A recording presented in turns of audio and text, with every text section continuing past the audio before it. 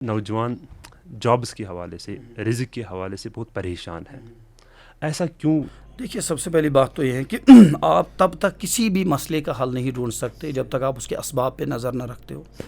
یعنی اسباب کی جب تک آپ کو امراض کی تشخیص نہ ہو، آپ تب تک دوا نہیں دے سکتے.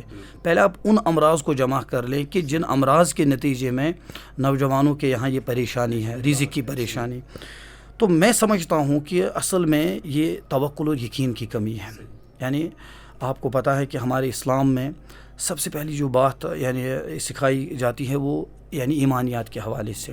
ٹھیک، ایمانیات کے حوالے سے جو آپ ارکان ایمان کہتے ہیں کہ ارکان ایمان 6 ہیں، تو اس میں تقدیر پر ایمان، تقدیر کے خیر اور تقدیر کے شر کے پہلو پر ایمان.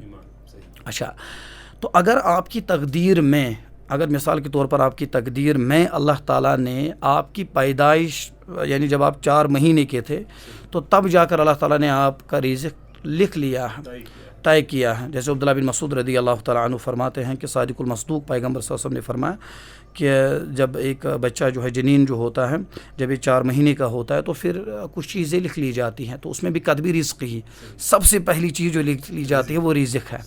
تو اب یعنی جو مسلمان یعنی جس مسلمان کو رزق جو ہے وہ اس کا رزق بھی منقسم کیا گیا، بانٹ لیا گیا ہے، اس مسلمان کا رزق جو ہے وہ لکھا جا چکا ہے، اس کی تقدیر میں لکھا جا چکا ہے. تو اب اس پہ ایمان نہ ہونا تو پھر اس کے نتیجے میں پھر ظاہر سی بات ہے رزق کی پریشانیاں تو پھر ہو سکتی ہیں. اچھا، دوسری بات یہ ہے کہ جو رزاق پہ آپ دیکھیے کہ یہاں پہ نوجوان جو ہے وہ یعنی اسباب پہ تو ان کو بھروسہ ہے، لیکن مسبب جس نے ان اسباب کو بنایا، ان اسباب کو مارز وجود میں لایا، ان اسباب کو پیدا کیا، اس پہ بھروسہ نہیں. یعنی رزق پہ تو بھروسہ ہے لیکن رزاق پہ بھروسہ نہیں ہے.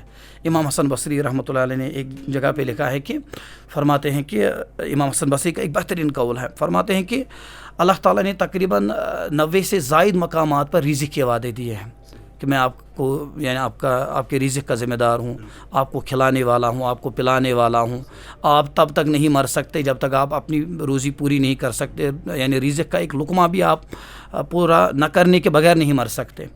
لیکن ایک جگہ پہ اللہ تعالیٰ نے فرمایا کہ یعنی شیطان کے حوالے سے کہ الشیطان یعیدکم الفقر، شیطان آپ کو فقیری کا یعنی ڈر جو ہے آپ کے دل میں ڈال رہا ہے.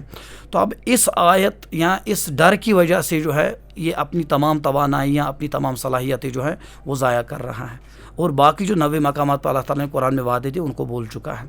تو یہ ایک بنیادی مسئلہ کہ یقین کی کمی، یعنی یقین کی کمی. اچھا، دوسری بات یہ ہے کہ اچھا دوبارہ میں اللہ تعالیٰ کی حکمتوں پہ آتا ہوں کہ اگر اللہ تعالیٰ یعنی میری غربتوں میں، میری فقیری میں، میری مفلسی میں اگر اللہ تعالیٰ مجھ سے راضی ہے، اگر اللہ تعالیٰ مجھ سے راضی ہے تو مجھے کوئی بھی حق نہیں بنتا بحیثیت مخلوق، بحیثیت اللہ تعالیٰ کا بندہ، مجھے حق نہیں بنتا کہ میں اس اللہ تعالیٰ سے ناراض رہوں.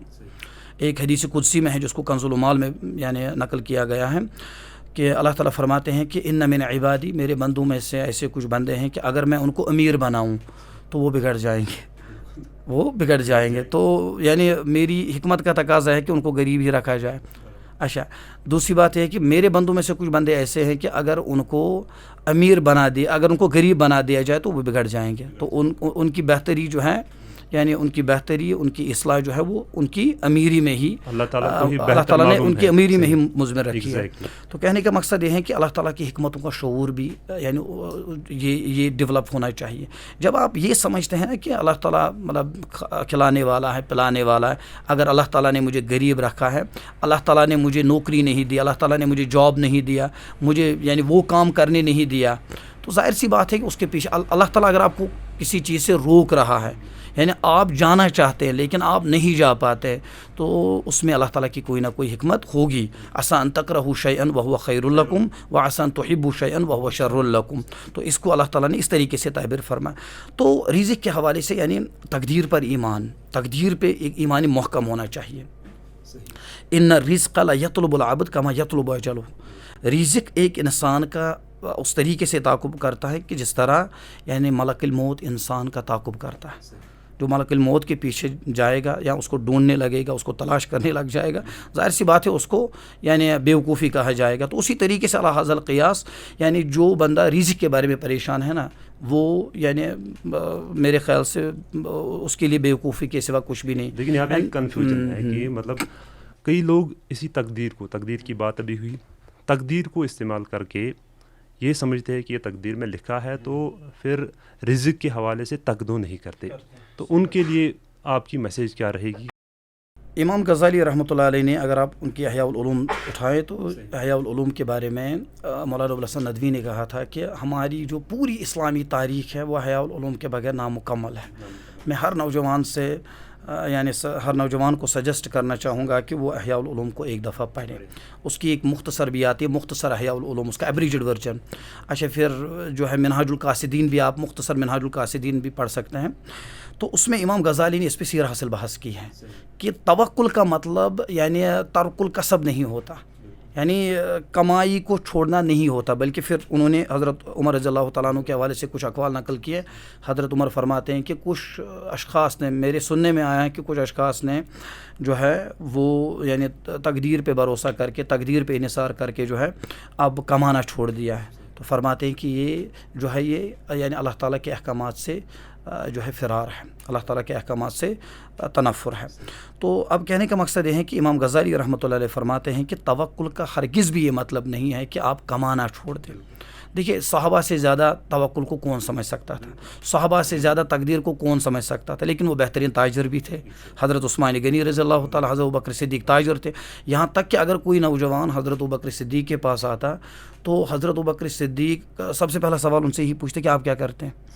تو اگر ان کا جواب یہ ہوتا ہے کہ میں بیکار ہوں، ابھی میں کچھ نہیں کر رہا ہوں، ابھی میرے پاس کوئی جاب نہیں ہے، ابھی میرے پاس کوئی تجارت کا مشورہ نہیں، تو پھر حضرت ابوبکر صدیق کو بہت غصہ آتا، وہ آگ بگولے ہو جاتے اس وجہ سے کہ یہ کیوں نہیں کما رہا ہے. اچھا بعض دفعہ حضرت عمر فاروق رضی اللہ تعالیٰ عنہ جمعہ کے بعد جو صحابہ جمعہ پڑھ کے مسجد میں بیٹھا کرتے تھے ان کو نکال لیتے تھے، زبردستی نکالا کرتے تھے وہاں سے.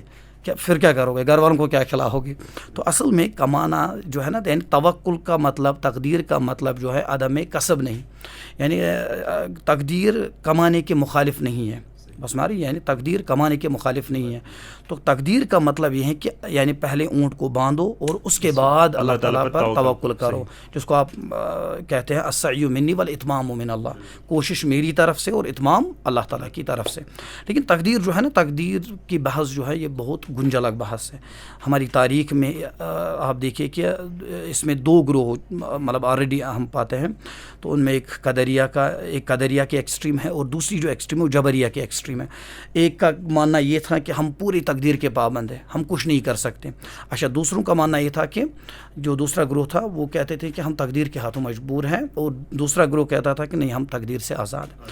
اہل السنہ والجماعہ جو ہے وہ تقدیر یعنی وہ تقدیر کے عقیدے میں وہ بالکل معتدل اور جو معدلت شعری کا جو راستہ ہے تو اس یعنی اس راستے پر گامزن ہے. تو کہنے کا مقصد یہ ہے کہ تقدیر کا مطلب ترک کسب نہیں ہے، کہ مطلب آپ کو کمانا نہیں ہے. صحابہ نے کمایا، تابعین نے کمایا، تبع تابعین نے کمایا. اس پہ تو سیر حاصل بحث امام غزالی نے کی ہے احیاء العلوم میں. واللہ اعلم.